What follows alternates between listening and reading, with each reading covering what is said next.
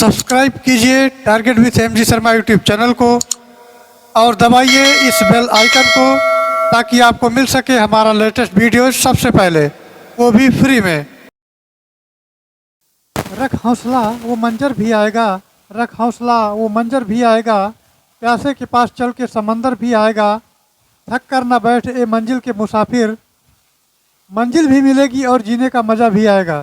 तो दोस्तों, इसी वक्तव्य के साथ आज के सेशन की शुरुआत करते हैं। तो नमस्कार, स्वागत है आप सभी का आपके अपने YouTube channel target with MG Sharma में। तो दोस्तों, आज हम लेकर आए हैं घटना चक्र का टो सीरीज, जो आजकल बहुत ही ट्रेंडिंग में चलने वाली सीरीज है। दोस्तों, इस सीरीज में कुल 10 प्रैक्टिस सेट हैं जो बहुत ही महत्वपूर्ण है।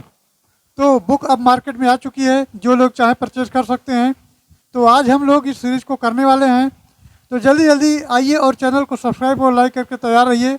दोस्तों, वीडियो शुरू करने से पहले एक ज़रूरी सूचना है। कुछ भाई लोग पीडीएफ की डिमांड करते हैं और मेरे द्वारा पीडीएफ भेजा भी जा रहा है, लेकिन भेजने में थोड़ा समय लग जा रहा है। देखो भाई, हमारे पास कोई टेक्निकल टीम तो है नहीं। मेरी कोशिश यही रहती है जैसे ही वीडियो अपलोड हो शाम तक पीडीएफ चला जाए। वैसे परेशान होने की ज़रूरत नहीं है, देर सवेर आपको पीडीएफ मिलता रहेगा। रही बात पीडीएफ कहाँ मिलेगा, कुछ लोग पूछते हैं पीडीएफ कहाँ मिलेगा, तो उनके लिए बता दें कि वीडियो के डिस्क्रिप्शन में एक टेलीग्राम लिंक होगा, उस पर क्लिक करके आपको ज्वाइन हो जाना है और वहीं पर पीडीएफ भेज दिया जाता है। तो अब सेशन की शुरुआत करते हैं। तो दोस्तों, आज हम सब घटना चक्र द्वारा प्रकाशित टो श्रृंखला का प्रैक्टिस पेपर सेकंड करने वाले हैं और प्रैक्टिस पेपर फर्स्ट जो है चैनल पर ऑलरेडी अपलोड कर दिया गया है, आप जाकर देख सकते हैं। तो चलिए आज के सेशन की शुरुआत करते हैं। तो दोस्तों, आज का हमारा सेकंड प्रैक्टिस सेट है। चलिए देखते हैं प्रश्नों को। तो आज का हमारा पहला प्रश्न है। पहला प्रश्न कुछ इस प्रकार है, निम्नलिखित में से किस देश की सीमा भारत के साथ नहीं लगती है? ऑप्शन में नेपाल है, ईरान है, म्यांमार है और बांग्लादेश है। तो भारत की सीमा जो है नहीं लगती, वो ईरान की नहीं लगती है। नेपाल की सीमा लगती है, म्यांमार की लगती है और बांग्लादेश की लगती है, लेकिन ईरान की सीमा भारत से नहीं लगती है। चलिए नेक्स्ट देखते हैं। तो नेक्स्ट प्रश्न हमारा है, क्षेत्रफल की दृष्टि से भारत का सबसे बड़ा राज्य कौन सा है? ऑप्शन दिया है महाराष्ट्र, मध्य प्रदेश, राजस्थान और तमिलनाडु। तो इन ऑप्शन के हिसाब से देखा जाए तो राजस्थान एक ऐसा राज्य है जो क्षेत्रफल की दृष्टि से भारत का सबसे बड़ा राज्य है। चलिए दोस्तों, नेक्स्ट प्रश्न की तरफ बढ़ते हैं। तो नेक्स्ट प्रश्न हमारा है प्रश्न संख्या 3। ये कहता है, निम्नलिखित में से कौन सा युग्म गलत है? तो ये है, घूमर है राजस्थान, बिहू है बिहार, भांगड़ा है पंजाब और लावड़ी है महाराष्ट्र। तो इसका जो मिलान है सही दोस्तों वो है, ये राजस्थान का घूमर होता है, ये सही है। बिहू गलत है क्योंकि ये असम का होता है, ये असम का होता है, तो ये गलत हो जाएगा। और पंजाब का भांगड़ा होता है, लावड़ी महाराष्ट्र होता है। ये बी ऑप्शन हमारा जो गलत युग्म है, तो इसका जो सही इस प्रश्न का जवाब हो जाएगा वो बी ऑप्शन हो जाएगा, यानी बिहू बिहार के बजाय असम में हो जाएगा। तो ये सही आंसर होगा। चलिए आगे बढ़ते हैं। नेक्स्ट हमारा चौथा क्वेश्चन देखते हैं। तो निम्नलिखित में से कौन सा पुरस्कार साहित्यिक कार्य के लिए दिया जाता है? ऑप्शन दिया है अर्जुन पुरस्कार, अशोक चक्र, व्यास सम्मान, गीता चोपड़ा पुरस्कार। तो वो दोस्तों इसका ऑप्शन हो जाएगा ऑप्शन सी, व्यास सम्मान। ये पुरस्कार साहित्यिक के क्षेत्र में दिया जाता है। चलिए आगे बढ़ते हैं। नेक्स्ट हमारा है पाँचवा नंबर कहता है, अंतर्राष्ट्रीय योग दिवस प्रतिवर्ष किस दिन मनाया जाता है? तो दोस्तों वो मनाया जाता है 21 जून को। प्रतिवर्ष योग दिवस 21 जून को मनाया जाता है। चलिए फिर आगे बढ़ते हैं। नेक्स्ट हमारा है प्रश्न संख्या 6। प्रश्न संख्या 6 की बात करें तो विश्व खाद्य कार्यक्रम यानी WFP संयुक्त राष्ट्र की खाद्य सहायता शाखा है। इसका मुख्यालय कहाँ है? तो ब्रुसेल्स है, पेरिस है, न्यूयॉर्क है और रोम है। तो इसका सही उत्तर मित्रों हो जाएगा, वो हो जाएगा ऑप्शन डी, रोम हो जाएगा, जो कि इटली की राजधानी है रोम, और ये रोम में स्थित है। चलिए आगे बढ़ते हैं। नेक्स्ट हमारा है 7वां नंबर क्वेश्चन। तो 7वां नंबर क्वेश्चन कहता है दोस्तों, the match who made in elephant dance प्रसिद्ध उद्यमी की आत्मकथा है। तो ये आत्मकथा जो है ये है डॉक्टर वर्गीस कुरियन की। किसकी है? डॉक्टर वर्गीस कुरियन की है। चलिए आगे बढ़ते हैं। नेक्स्ट हमारा है प्रश्न संख्या 8। प्रश्न संख्या 8 की बात कर लेते हैं। तो भारत के संविधान में निर्धारित की गई लोकसभा के सदस्यों की अधिकतम संख्या कितनी हो सकती है? तो अधिकतम संख्या की अगर बात की जाए दोस्तों, पहले थे 552 और अब हैं 550। तो इसका सही उत्तर हो जाएगा ऑप्शन डी 550। चलिए आगे बढ़ते हैं। नेक्स्ट हमारा है 9वां नंबर क्वेश्चन। तो दोस्तों 9 नंबर क्वेश्चन हमारा है 1991 की नई आर्थिक नीति अपनाई गई मुख्य रणनीति क्या है? उदारीकरण है, निजीकरण है, वैश्वीकरण या उपरोक्त सभी? तो इसका सही जवाब हो जाएगा उपरोक्त सभी, क्योंकि इसके अंतर्गत उदारीकरण भी आता है, निजीकरण भी आता है, वैश्वीकरण भी आता है। तो ये उपरोक्त सभी इसका सही जवाब होगा। चलिए आगे बढ़ते हैं। नेक्स्ट प्रश्न हमारा है हरित क्रांति में किसे शामिल नहीं किया गया है? तो गांव की सड़कों को सुधार को नहीं किया गया है, या बीजों की अधिक उपज देने वाली किस्मों को नहीं किया गया है, सिंचाई की अच्छी तरह से विकसित प्रणाली के उपयोग को, या खेती में उन्नत तकनीकों का उपयोग को? तो दोस्तों इसका सही जवाब हो जाएगा ऑप्शन ए, गांव की सड़कों को यानी गांव के सड़कों की सुधार को उसमें शामिल नहीं किया गया है। चलिए नेक्स्ट देखते हैं। तो नेक्स्ट हमारा 11 नंबर। 11 नंबर देखते हैं। निम्नलिखित में से किस वर्ष भारतीय रिजर्व बैंक ने शहरी सहकारी बैंकों के लिए लाइसेंसिंग नीति का उदार बनाया था? तो दोस्तों हो जाएगा ये 1993 में बनाया था। 1993 इसका सही जवाब होगा। चलिए आगे बढ़ते हैं। अब आता है 12वां नंबर क्वेश्चन। यह है वर्कला, चौबारा और चवाकड़ और नतीका राज्य में समुद्र तट हैं। तो ये इसका जो सही उत्तर हो जाएगा दोस्तों वो केरल है। वो कौन सा राज्य है? वो केरल है। ये वर्कला, चौबारा और चवाकड़ और नतीका जो राज्य है समुद्र तट, ये कहाँ पड़ते हैं? केरल में स्थित हैं। चलिए आगे बढ़ते हैं। नेक्स्ट हमारा है 13 नंबर। 13 नंबर क्वेश्चन कहता है राष्ट्रीय विकास परिषद का गठन हुआ था, तो कब हुआ था? तो दोस्तों ये 1952 में हुआ था। ये 1952 में हुआ था। और इसके अगर नाम की बात करें तो ये नेशनल डेवलपमेंट काउंसिल है, अर्थात राष्ट्रीय विकास परिषद। चलिए आगे बढ़ते हैं। नेक्स्ट हमारा है 14 नंबर। 14 नंबर क्वेश्चन देख लेते हैं दोस्तों। तो न्यूटन का पहला नियम के रूप में जाना जाता है, किसके रूप में जाना जाता है? घर्षण के नियम के रूप में जाना जाता है, आघूर्ण के नियम के रूप में जाना जाता है, जड़त्व के नियम के या गति के नियम के अनुसार इसको जाना जाता है। तो इसकी अगर न्यूटन की बात करें दोस्तों, इनके पहले नियम की, तो वो जाना जाता है जड़त्व के नियम को जाना जाता है। अर्थात यदि कोई वस्तु विरामावस्था अथवा गतिज अवस्था में है तो वो तब तक अवस्था में बनी रहेगी जब तक कि उस पर कोई बाइबल न लगाया जाए। इसे जो है जड़त्व का नियम कहते हैं। तो ये हमारा सी ऑप्शन राइट आंसर होगा। चलिए आगे बढ़ते हैं। नेक्स्ट हमारा 15 नंबर। दोस्तों 15 नंबर देख लेते हैं। तो ये दिया गया है निम्नलिखित में से आनुवंशिकी का जनक कहा जाता है? डार्विन है, मेंडल है, लैमार्क है और डिब्रिज हैं। तो इसका सही उत्तर हो जाएगा, वो ऑप्शन हो जाएगा मेंडल, जिनका पूरा नाम है ग्रेगर जॉन मेंडल। अब दोस्तों इसी क्रम में अगर हम ये देखें तो शरीर क्रिया विज्ञान के जनक जो हैं उनको कहते हैं, वो होते हैं क्लाउड बर्नार्ड होते हैं, वो क्लाउड बर्नार्ड हैं। और भूगर्भ शास्त्र के जनक हैं दोस्तों, तो वो हैं जेम्स हटन हैं। और आनुवंशिकी के जनक हैं तो वो हैं ग्रेगर जॉन मेंडल हैं। और जीव विज्ञान के जनक हैं अरस्तु हैं। चलिए आगे बढ़ते हैं। नेक्स्ट क्वेश्चन हमारा 16 नंबर।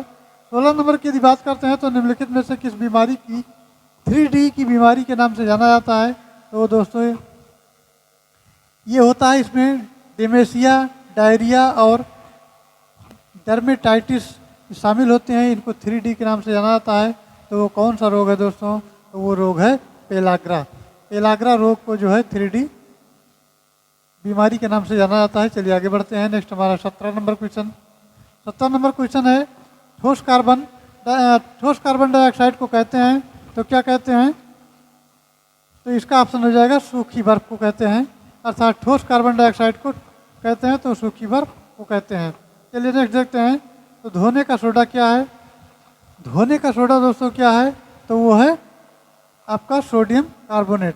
क्या है? सोडियम कार्बोनेट है, वो धोने का सोडा है। और इसका रासायनिक सूत्र जो होता है वो होता है Na2CO3। Na2CO3 सोडियम कार्बोनेट होता है। चलिए आगे बढ़ते हैं। नेक्स्ट प्रश्न हमारा है भारतीय संविधान में निम्नलिखित में से कौन सा अनुच्छेद विधि से समक्ष समता के अधिकार से संबंधित है? तो वो दोस्तों अनुच्छेद हो जाएगा, अनुच्छेद 14 हो जाएगा। ये अनुच्छेद 14 के अंतर्गत भारतीय संविधान जो है समस्त अधिकार से संबंधित है। चलिए आगे बढ़ते हैं। नेक्स्ट हमारा है नेक्स्ट प्रश्न की बात करें तो वो 20 नंबर है। 20 नंबर कहता है भारतीय संविधान का अनुच्छेद 44 नागरिकों के लिए समान नागरिक संहिता से संबंधित है। तो इसका जो ऑप्शन हो जाएगा वो हो जाएगा राज्य के नीति निर्देशक सिद्धांत। क्या हो जाएगा? राज्य के नीति निर्देशक सिद्धांत। चलिए आगे बढ़ते हैं। नेक्स्ट हमारा है 21 नंबर।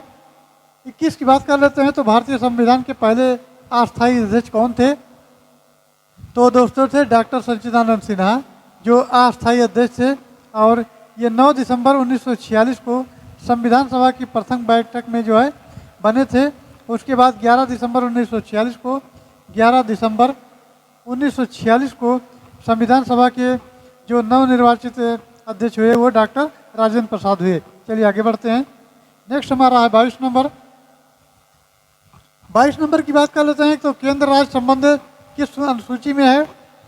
तो दोस्तों वो 7वीं अनुसूची में है। किस में है? 7वीं अनुसूची में है।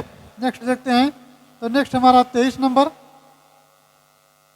23 नंबर है अधीनस्थ न्यायालयों का पर्यवेक्षण कौन करता है? तो पर्यवेक्षण की अगर बात करें दोस्तों तो वो उच्च न्यायालय करता है। वो उच्च न्यायालय पर्यवेक्षण करता है। चलिए आगे बढ़ते हैं। नेक्स्ट हमारा है 24 नंबर। सुभाष चंद्र बोस ने फॉरवर्ड ब्लॉक की स्थापना किस वर्ष में की थी? तो वो दोस्तों ऑप्शन हो जाएगा 1939 में की थी। कब की थी? 1939 में की थी। चलिए आगे बढ़ते हैं। नेक्स्ट हमारा है 25 नंबर। इसमें भरना है के बाद महात्मा गांधी ने असहयोग आंदोलन वापस लिया था। तो किसके बाद लिया था? चौरा चौरी घटना है, गोलमेज सम्मेलन है, बंगाल विभाजन है या जलियांवाला बाग हत्याकांड है। तो दोस्तों चौरी चौरा के बाद में जो है गांधी जी ने असहयोग आंदोलन जो था उसको वापस ले लिया था। चलिए आगे बढ़ते हैं। नेक्स्ट हमारा 26 नंबर है। 26 नंबर क्वेश्चन कहता है स्वराज पार्टी का गठन असफलताओं के बाद हुआ। तो किस असफलता के बाद हुआ है? तो वो असहयोग आंदोलन की असफलता के बाद जो है स्वराज पार्टी के गठन हुए हैं। चलिए आगे बढ़ते हैं। नेक्स्ट हमारा 27 नंबर। 27 नंबर देख लेते हैं। तो निम्नलिखित में से किसने 1935 के अधिनियम के बारे में कहा था? क्या कहा था? एक कार जिसमें ब्रेक तो है पर इंजन नहीं है। एक कार ऐसा है जिसमें ब्रेक तो है पर इंजन नहीं है। तो ये किसने कहा था? तो दोस्तों ये कहा था जवाहरलाल नेहरू ने कहा था। जवाहरलाल नेहरू ने कहा था कि एक कार जिसमें ब्रेक तो है पर इंजन नहीं है। और कब कहा था? ये 1935 के अधिनियम के बारे में कहा था। चलिए आगे बढ़ते हैं। नेक्स्ट हमारा 28 नंबर। तो दोस्तों 28 नंबर कहता है हिंदुस्तान सोशलिस्ट रिपब्लिकन एसोसिएशन गठित की गई थी। किसके द्वारा की गई थी? क्या वो सुभाष चंद्र बोस द्वारा की गई थी, रास बिहारी बोस द्वारा की गई थी, चंद्रशेखर आजाद द्वारा की गई थी या सरदार भगत सिंह के द्वारा की गई थी?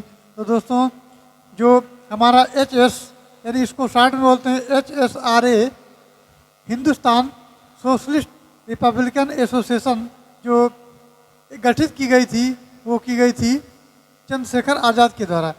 वो दोस्तों चंद्रशेखर आज़ाद के द्वारा गठित की गई थी। चलिए आगे बढ़ते हैं। नेक्स्ट प्रश्न हमारा है 29 नंबर। 29 नंबर देख लेते हैं। तो ये है दोस्तों गौतम बुद्ध का वास्तविक नाम क्या था? सिद्धार्थ, महेंद्र, श्रीदत्त और विशाखदत्त। तो गौतम बुद्ध का जो नाम था वास्तविक वो सिद्धार्थ था। ये ऑप्शन ए सही उत्तर होगा। चलिए आगे बढ़ते हैं। नेक्स्ट प्रश्न की बात करते हैं। तो नेक्स्ट हमारा है ये दोस्तों 30 नंबर। 30 नंबर क्वेश्चन कहता है निम्नलिखित यानी निम्न में से किस वर्ष कार्नवालिस कोड लागू किया गया था? तो दोस्तों कार्नवालिस कोड जो लागू किया गया था वो 1793 ईस्वी में लागू किया गया था। अब चलिए 31 नंबर देखते हैं। तो हड़प्पा सभ्यता के निम्नलिखित स्थलों में से कौन सा स्थल पाकिस्तान में स्थित नहीं है? ये पूछा गया है कौन सा स्थान नहीं स्थित है। तो वो सोरतुगई नहीं है। बाकी कोट दीजी भी है, बालाकोट भी है, चौहदड़ भी है। लेकिन जो ये सोरतुगई है ये दोस्तों नहीं है, अर्थात ये अफगानिस्तान में स्थित है। कहाँ स्थित है? अफगानिस्तान में स्थित है ये। और बाकी सभी क्या हैं? सभी पाकिस्तान में स्थित हैं। चलिए आगे बढ़ते हैं। नेक्स्ट हमारा 32 नंबर क्वेश्चन है। 32 नंबर क्वेश्चन की बात कर लेते हैं। तो किस स्तंभ शिलालेख में समुद्रगुप्त की उपलब्धियां अभिलिखित की गई हैं जो कि विजय के लिए नेपोलियन ऑफ इंडिया के नाम से जाने जाते थे? तो ये इसका सही उत्तर हो जाएगा इलाहाबाद का स्तंभ। अर्थात इलाहाबाद का जो स्तंभ है यहाँ समुद्रगुप्त की उपलब्धियाँ जो है अभिलिखित की गई हैं। चलिए नेक्स्ट देखते हैं। तो नेक्स्ट प्रश्न की अगर बात करते हैं दोस्तों तो हमारा वो 33 नंबर है। 33 नंबर है शिवाजी का जन्म कब हुआ तथा उन्होंने छत्रपति की उपाधि कब धारण की। तो उनका जो जन्म हुआ है दोस्तों वो हुआ है 1627 में। कब हुआ है? 1627 में। और 1674 में उन्होंने छत्रपति की उपाधि धारण की है। चलिए आगे बढ़ते हैं और नेक्स्ट क्वेश्चन को देखते हैं। तो नेक्स्ट हमारा है 34 नंबर। निम्नलिखित में से किस भारतीय राज्य में उत्तर पूर्वी मानसून के कारण अक्टूबर और नवंबर के दौरान वर्षा होती है? तो वो दोस्तों हो जाएगा ऑप्शन सी तमिलनाडु। अर्थात तमिलनाडु जो है ये भारतीय राज्य में उत्तर पूर्वी मानसून के कारण अक्टूबर और नवंबर के दौरान वर्षा होती है। चलिए आगे बढ़ते हैं। नेक्स्ट हमारा 35 नंबर है। रेगिस्तानी क्षेत्र किस प्रकार की वनस्पति सामान्य रूप से पाई जाती है? तो दोस्तों वहाँ झाड़ी पाई जाती है। क्या पाई जाती है? झाड़ी पाई जाती है। इसका सही जवाब हो जाएगा। चलिए आगे बढ़ते हैं। नेक्स्ट हमारा 36। प्रायद्वीपीय भारत की सबसे लंबी नदी कौन है? तो सबसे लंबी की नदी की अगर बात करते हैं तो गोदावरी नदी है। और गोदावरी नदी जो दोस्तों है वो 1465 किलोमीटर की है। कितनी है? 1465 किलोमीटर की है। और इसे दक्षिण की गंगा भी कहते हैं और इसे वृद्ध गंगा के नाम से भी जाना जाता है। चलिए आगे बढ़ते हैं। तो नेक्स्ट हमारा 37 नंबर। 37 नंबर देख लेते हैं। निम्नलिखित युग्मों में से कौन सा युग्म पहाड़ी दर्रों के संदर्भ में सही है? तो एक तो है बोमडिला जो कि अरुणाचल प्रदेश में है। बोमडिला जो है अरुणाचल प्रदेश में है। और नाथुला जो है वो सिक्किम में है। और लिपुलेख उत्तराखंड में है। और रोहतांग दर्रा जो है दोस्तों वो हिमाचल प्रदेश में है। रोहतांग दर्रा हिमाचल प्रदेश में है। अब इसमें जो पूछा गया है कि कौन से दर्रे जो हैं वो सही हैं, तो ये जो बोमडिला हो जाएगा दोस्तों ये हो जाएगा अरुणाचल प्रदेश से। और नाथुला जो हो जाएगा ये सिक्किम हो जाएगा। और इसी क्रम में हमारा लिपुलेख जो हो जाएगा वो उत्तराखंड हो जाएगा। और रोहतांग जो हो जाएगा ये हिमाचल प्रदेश हो जाएगा। तो इसमें कौन सा सही है? सभी गलत हैं, एक सही है केवल। कौन सा है? लिपुलेख जो उत्तराखंड है। अर्थात सी जवाब इसका सही आंसर होगा। सी इसका सही आंसर होगा।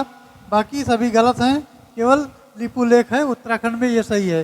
चलिए नेक्स्ट देखते हैं। तो नेक्स्ट हमारा 38 नंबर है। 38 नंबर क्वेश्चन की यदि बात करते हैं तो दोस्तों किस भारतीय शहर को भारत का मैनचेस्टर कहा जाता है? तो किसको कहा जाता है ये आपको बताना है। तो कहा जाता है अहमदाबाद को कहा जाता है। किसको कहा जाता है? अहमदाबाद को कहा जाता है। चलिए आगे देखते हैं। 39 नंबर क्वेश्चन है। भारतीय हरित क्रांति की जन्मस्थली कौन सी है? तो दोस्तों भारतीय जो जन्मस्थली है हरित क्रांति की वो है हमारा पंतनगर। क्या है? वो पंतनगर है। ऑप्शन ये सही जवाब हो जाएगा। चलिए आगे बढ़ते हैं। नेक्स्ट हमारा क्वेश्चन है 40 नंबर। 40 नंबर क्वेश्चन की बात करें तो इसमें सुमेलन करना है। अर्थात देश दिया है, मुद्रा दिया है। किस देश की मुद्रा क्या क्या है इसको सुमेलित करना है। तो यूक्रेन है तो यूक्रेन की 3 पे चला जाता है रिजिया है। और भूटान है तो भूटान का दोस्तों हो जाएगा ये न्यूगुल ट्रम है। न्यूगुल ट्रम है। और क्यूबा की बात करें तो क्यूबो का दोस्तों हो जाएगा ये पेसो हो जाएगा। और रोमानिया का हो जाएगा रामायनियन ल्यू। अब ये मिलान हो गया। अब चलिए इनको देख लेते हैं। तो ओवरऑल इसकी अगर बात की जाए तो ए का जो हो जाएगा दोस्तों ये बी सी और डी इस तरह लिख लेते हैं।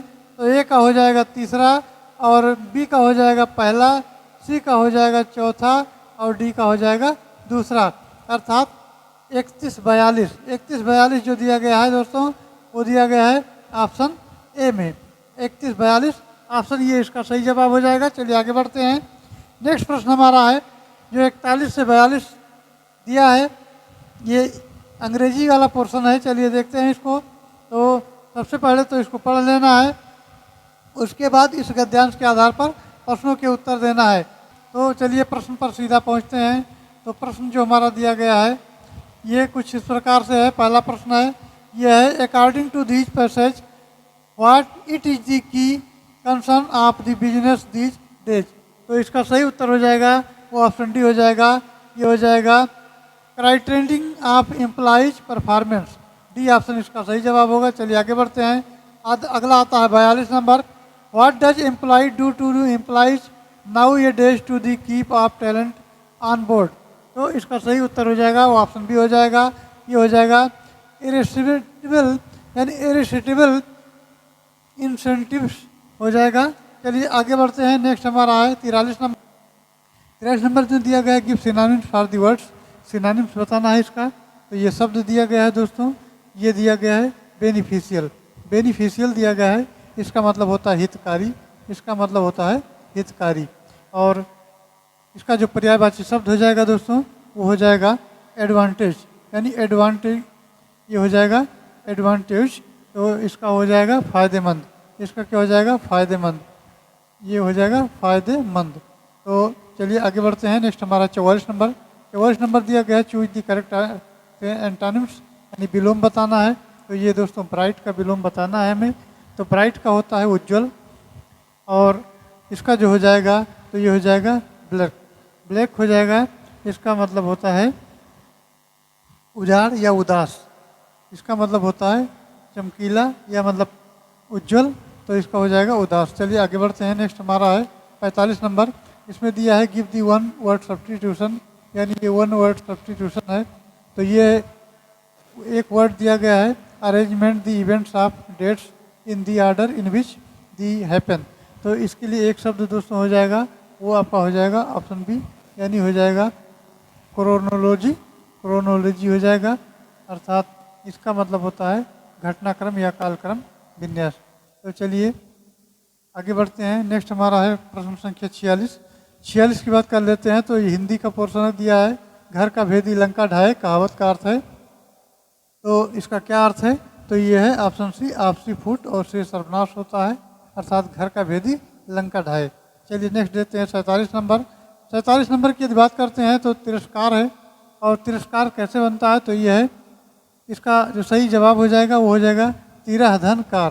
तिरहधनकार बराबर हो जाएगा तिरस्कार। चलिए आगे बढ़ते हैं। नेक्स्ट हमारा 48 नंबर। 48 नंबर की बात कर लेते हैं। तो कौन से विकल्प में विलोम जोड़ा सुमेलित नहीं है? तो मित्रों इसका जो जोड़ा सुमेलित नहीं वो बताना है। तो इसका जो जोड़ा सुमेलित नहीं है वो साक्षर का अक्षर नहीं सुमेलित है।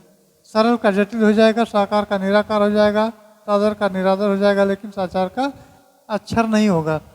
जो साक्षर का होगा वो निरक्षर होगा, क्या होगा? निरक्षर होगा। तो ये गलत है, अर्थात ये विकल्प हमारा सही है। चलिए आगे बढ़ते हैं।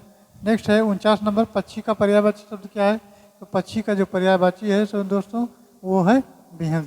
विहंग मीन्स होता है पक्षी। डी इसका करेक्ट आंसर होगा। चलिए आगे बढ़ते हैं। नेक्स्ट प्रश्न हमारा दिया है वो 50 नंबर है। 50 नंबर की यदि बात कर लेते हैं तो कृपण और कृपाण शब्दों में क्रमशः अर्थ हैं। तो कृपण का अर्थ होता है दोस्तों, कृपण का अर्थ होता है कंजूस, और कृपाण का मतलब होता है जो है कटार, अर्थात इसका बी ऑप्शन सही जवाब होगा। तो चलिए आगे बढ़ते हैं। नेक्स्ट हमारा 51 नंबर, जो कि मैथ पोर्शन से लिया गया है। निम्नलिखित समीकरण में प्रश्न चिन्ह के स्थान पर क्या मान आएगा? तो ये है 303 यानी 305.03 भागे है 61.09 और गुणे 11.47। तो इसको हल करना है। तो ये इतना हटा देते हैं इसको, अर्थात ये देखते हैं 305, ये दोस्तों है 305 और बटा हो जाएगा 61, गुणे हो जाएगा 11.47। इसको जब काटेंगे तो 61 5 बार इसको काटेंगे, काट करके देख लेते हैं। 61 गुणे 5 कर देंगे तो 5 हो जाएगा, और 5 30 यानी 305 हो जाएगा। तो ये 5 हो जाएगा, गुणे 11.47 हो जाएगा। अगर ओवरऑल इसको 11.47 से गुणा करेंगे तो 5 से, तो 5 है 5 7 35 और 5 चौक 20 और 3 23 हासिल लाया 2 और 5 एकम 5 और 2 7 हो गया और 5 एकम 5, यानी कुल मिला के जो हमारा आंसर आ गया 2, ये हो जाएगा 57.35। 57.35 जो कि अप्रॉक्स 57 के बराबर है। तो 57 इसका सही आंसर हो जाएगा। चलिए आगे बढ़ते हैं। नेक्स्ट हमारा दिया गया है 52 नंबर। तो निम्न व्यंजक का मान ज्ञात करना है। तो ये दोस्तों दिया गया है, ये फार्मूला लगेगा इस पर a प्लस बी का होल स्क्वायर, यानी a प्लस बी का जो होल स्क्वायर होगा माइनस ये माइनस बी का होल स्क्वायर, ये फार्मूला इस पर लग रहा है। तो इसका मान होता है 4ab। इसका मान रख लेते हैं। तो ये 4ab हो जाएगा, बटा हो जाएगा नेक्स्ट जो नीचे का पोर्शन है ये दोस्तों है ये स्क्वायर माइनस बी स्क्वायर दिया है, ये दिया है 375 का गुणे और ये 125 का। तो इस फार्मूले का आंसर होता है ये प्लस बी और एक होता है ये माइनस बी। अब यहाँ अगर हम गुणा करते हैं तो ये 375 को अगर हम 125 से जोड़ते हैं तो 5 5 10, 7 2 9 1 10 और 3 1 4 1 5, यानी ये 500 हो जाएगा। और गुणे हो जाएगा, अगर इसमें से घटा देंगे तो ये आ जाएगा हमारा 250, आ जाएगा 250। और चलिए इसको तो साफ करके थोड़ा लिख लेते हैं। तो ये लिखा जाएगा हमारा, यानी 4 गुणे ये हो जाएगा, ये हो जाएगा 4 गुणे 375 और गुणे हो जाएगा 125। उसके बाद इधर हो जाएगा, ये हो जाएगा 500 और गुणे हो जाएगा 250। इसको काट लेते हैं तो ये 125 से करने में ये दूना चला जाएगा, 2 कम 2, 2 दूनी 4 हो जाएगा। और ये दोस्तों आगे फिर काट लेते हैं तो ये 5 से काटेंगे, 5 ये 100 हो जाएगा। और 5 से इसको काटेंगे तो 5 7 35 और 50 25 हो जाएगा, 25 3 75 हो जाएगा, 25 चौका 100 हो जाएगा, 2 कम 2, 2 दूनी 4। ओवरऑल काटा पीटी करने के बाद ये 2 बचा, 3/2 बचा। और 3/2 जो है ऑप्शन सी में दिया गया है, तो सी इसका करेक्ट आंसर हो जाएगा। चलिए आगे बढ़ते हैं। नेक्स्ट सवाल जो दिया गया है 53 नंबर। एक स्कूल में 10वीं कक्षा की परीक्षा में लड़कियों का औसत उत्तीर्णांक जो है 85% है और लड़कों का 83% है, और सभी लड़कों और लड़कियों का औसत जो है वो 83.7% है। तो इसका मान निकालना है। तो इसका मान चलिए देख लेते हैं। मान की इसकी अगर बात की जाए दोस्तों, तो ये एलिगेशन मेथड से लगेगा, अर्थात एक तरफ तो बॉय हो जाएंगे, दूसरी तरफ गर्ल्स हो जाएंगी। यहाँ ये बॉय हैं 83% और गर्ल्स की बात करें तो वो 85% हैं। इसका एलिगेशन लेते हैं तो ये 83.7 हो जाएगा, यहाँ जो है 13 हो जाएगा और यहाँ हो जाएगा 7 हो जाएगा, 0.7 हो जाएगा। तो ये 13 और अनुपात 7 का हो जाएगा। कुल मिला के जो अनुपात बना वो 13:7 का बना, 13:7 का। अब चलिए इसका परसेंटेज देख लेते हैं। तो लड़कियों का जो परसेंट है, लड़कियों की संख्या 7 आ रही है अनुपात के हिसाब से, तो ये 7/20 हो जाएगा, क्योंकि 13 और 7 20 हो जाएगा, नीचे 20 हो गया, ऊपर 7 हो गया, गुणे परसेंटेज में 100 कर देते हैं तो 20 पंचे 100 हो गया, 7 पंचे 35 आ गया। कुल हमारा जो 35% आंसर आ गया, जो कि ऑप्शन सी में दिया गया है। तो सी ऑप्शन इसका राइट आंसर होगा। चलिए अगला देखते हैं। तो ये दिया है 512, 620, 428, 580 का औसत ज्ञात करना है। औसत ज्ञात कर लेते हैं। तो दोस्तों औसत की अगर बात करें तो जो संख्या होगी उसका टोटल का योग हो जाएगा और बटा जितनी संख्याएं होंगी उससे भाग कर दिया जाएगा। तो ये 512 हो जाएगा प्लस 620 हो जाएगा, 620 हो जाएगा प्लस 428 हो जाएगा और प्लस 580 हो जाएगा और बटाइए 4 दिया गया, 1 2 3 और 4 है। अब इसको जोड़ने पर जोड़ देते हैं तो 2 हो गया, 8 2 10 हो गया, 0 हो गया और ये हो गया 2 हो गया, 2 4 हो गया, 4 2 6 हो गया, 6 8 6 14 हो गया। उसके बाद 1 हो गया तो 5 1 6 6 12, 12 4 16, 16 और 4 20 21 हो गया, यानी 21 से 40/4 करते हैं तो ये हो गया 4 पंचे 20 और हो जाएगा 4 3 12 और ये 4 पंचे 20। तो हमारा जो आंसर आ गया 535। 535 जो कि ऑप्शन दिया गया, किस में दिया गया है? 535 ऑप्शन सी में दिया गया है। तो ऑप्शन सी करेक्ट आंसर हो जाएगा। चलिए इसी क्रम में आगे बढ़ते हैं। तो अगला क्वेश्चन हमारा है 55 नंबर। यदि एक्स का 35% बराबर 700 का 42.5% है तो एक्स का मान हमको निकालना है। तो यहाँ लिखेंगे एक्स का जो प्रतिशत लिखेंगे तो एक्स गुणे 35/100 लिख देंगे और बराबर हो जाएगा 700 गुणे ये हो जाएगा 42.5/100 हो जाएगा। अब यहाँ क्या करते हैं, इसको जो एक्स बराबर लिखते हैं तो ये आ जाएगा, ये 100 से 100 को हटा दीजिए और ये हो जाएगा 700 गुणे 42.5 हो जाएगा और ये बटा 35 आ जाएगा। इतना तो समझ में आ जा रहा होगा। तो ये हो जाएगा, ये 35 सेकंड 35 और 35 दूना 70, ये 20 हो गया। तो कुल मिला के 20 गुणे हो जाएगा 20 और गुणे 42.5 हो जाएगा। इसका जब ओवरऑल गुणा करेंगे तो हो जाएगा 850 और 850 हमारा आंसर हो जाएगा, जो कि दिया है ऑप्शन सी में। चलिए आगे बढ़ते हैं। अगला क्वेश्चन रीजनिंग पोर्शन से है। तो ये है, रंजना ने एक महिला से कहा मेरे पिता आपके पुत्र पीयूष के जो है दादा हैं और पीयूष का उससे रंजना से क्या संबंध है। तो ये सवाल लगाने हैं। तो इसमें जो है डायग्राम के माध्यम से ये लगाया जाएगा। तो डायग्राम में एक रंजना है, रंजना नाम की एक औरत से कहती है, यानी इसको वोमेन मान लेते हैं, कहती है मेरे पिता, अर्थात इसके पिता यहाँ हो गए, और ये कहता है कि मेरे पिता आपके पुत्र, यानी इनके पुत्र के पीयूष, इनका पीयूष नाम है, कहता है कि मेरे पिताजी और आपके पुत्र पीयूष के दादा हैं, साथ इनके दादा हैं ये, तो ये जो है इनकी कौन होंगी? तो ये जो हैं ये दोस्तों ये इनकी सिस्टर हुई, ये इनके पिता हुए तो इनके भी पिता हुए, और ये इनके भतीजा हो गया, तो ये भतीजा कर देते हैं, ये भतीजा सही आंसर हो जाएगा।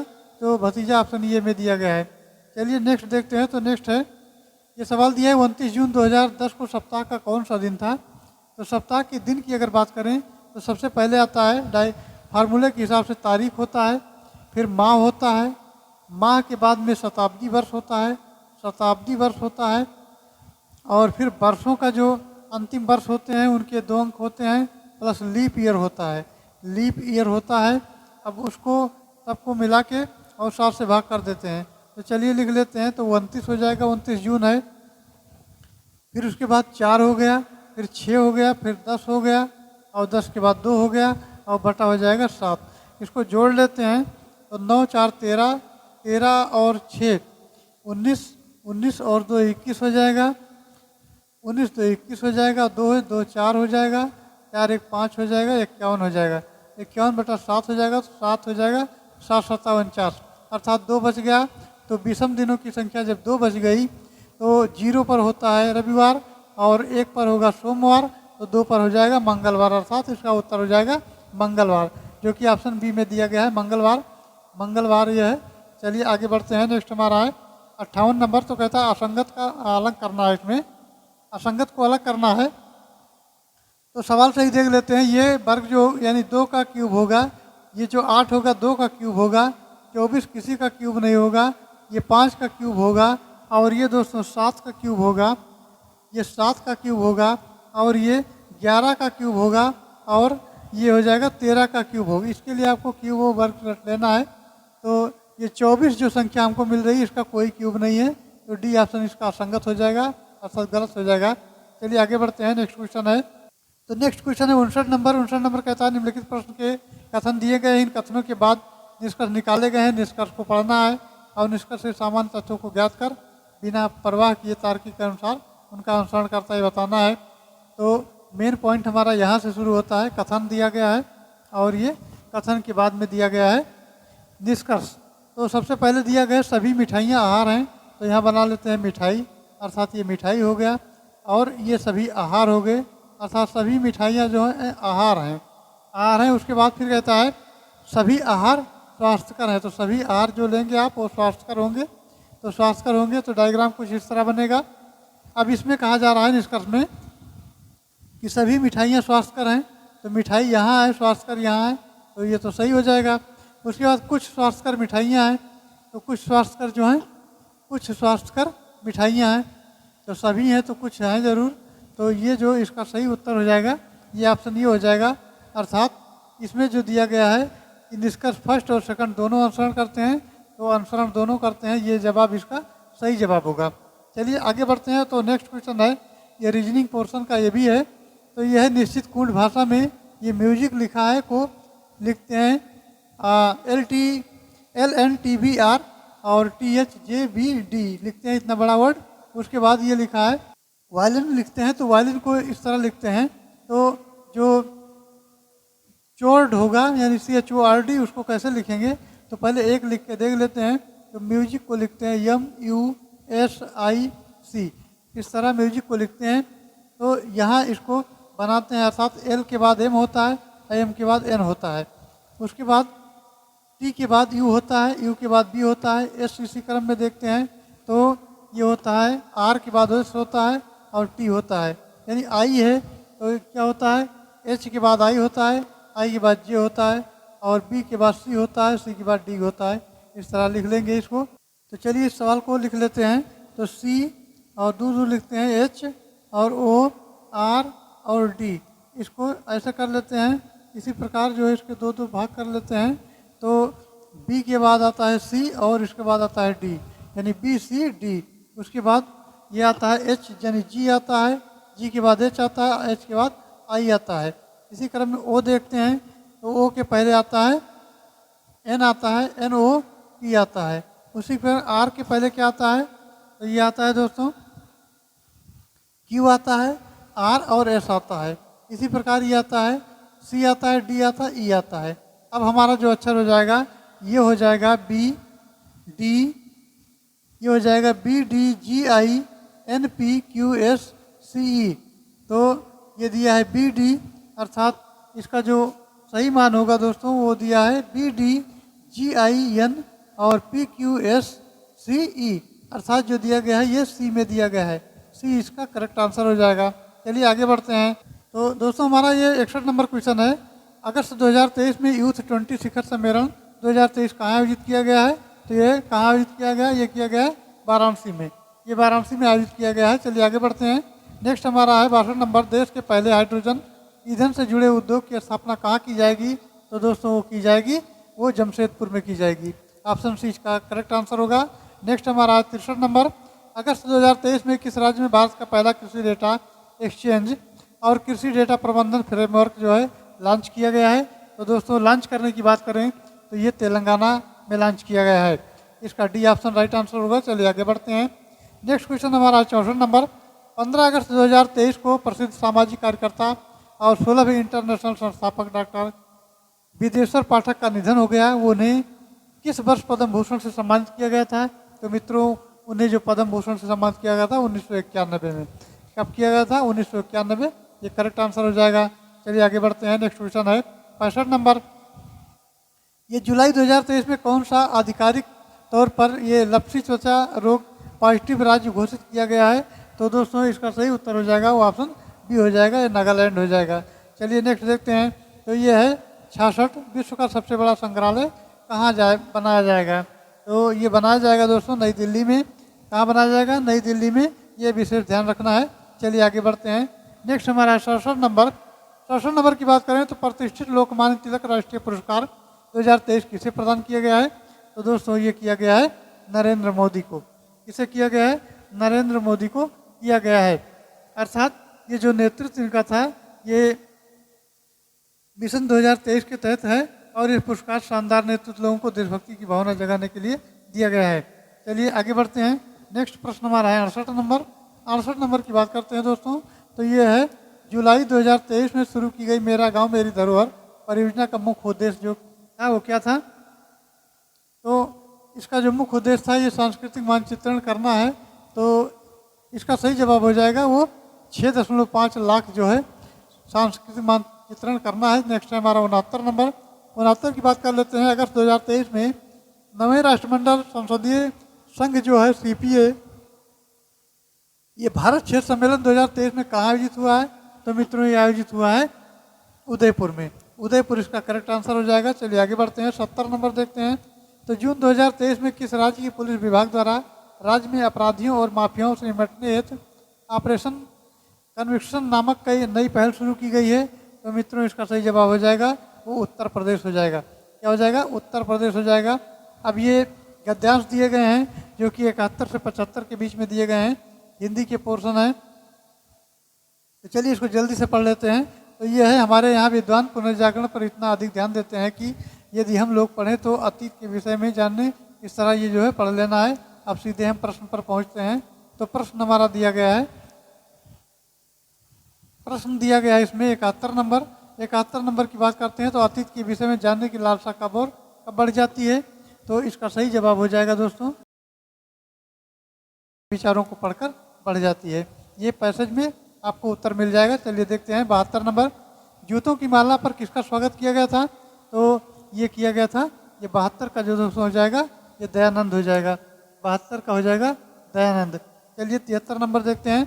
तो ये है बाद में कौन सी संस्था अत्यधिक पुरातन पंथी हो गई है?